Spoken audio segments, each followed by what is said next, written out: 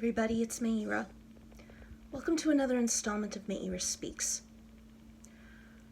I've been hearing in recent times about a deal proposed by President Joe Biden that is supposed to get the hostages freed and end the war. It's supposed to take place in 3 phases. First phase has Israel going into a ceasefire, getting a few of the hostages back, and making a bunch of concessions. Phase 2, getting more of the hostages back and making more concessions. And phase 3, getting the dead bodies back and making more concessions. Back in November, I was hearing talks about the hostage deal.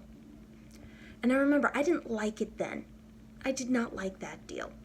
I felt that even if all it did was give Hamas a small victory, that was still one victory too many. Hamas did not deserve any victories. They still don't.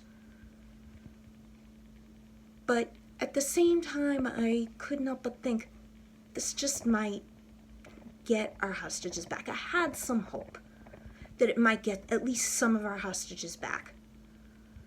I won't say I was for it, but I wasn't entirely against it because I could at least imagine the desperation of the families.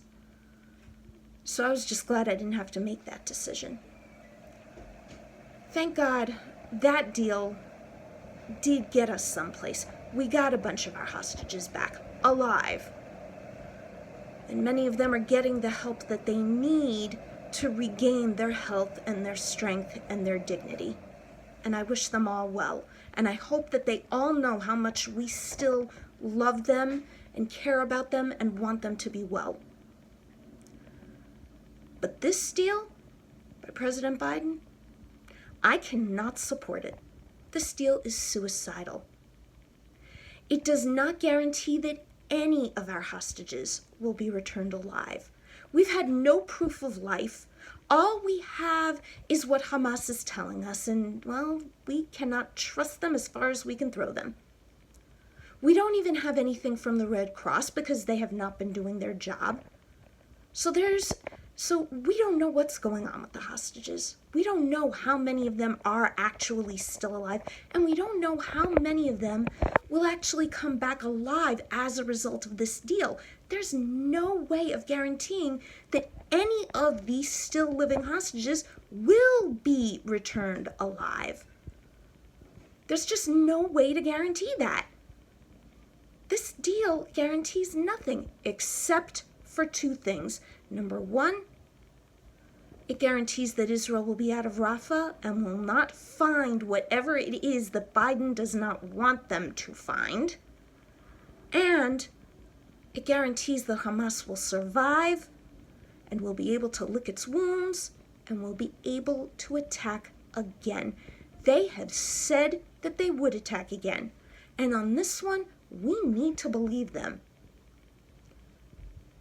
So if you're wondering why I can't support this deal, this is it. No, I am still hoping and praying that our hostages come back. I want them back, but I want them back alive and safe.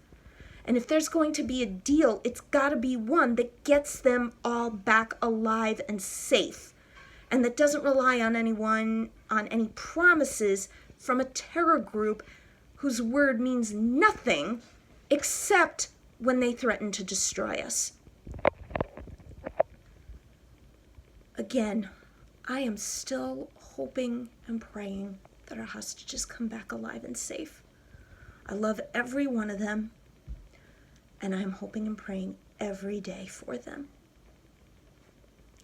Thank you for listening, and please keep everyone in your prayers.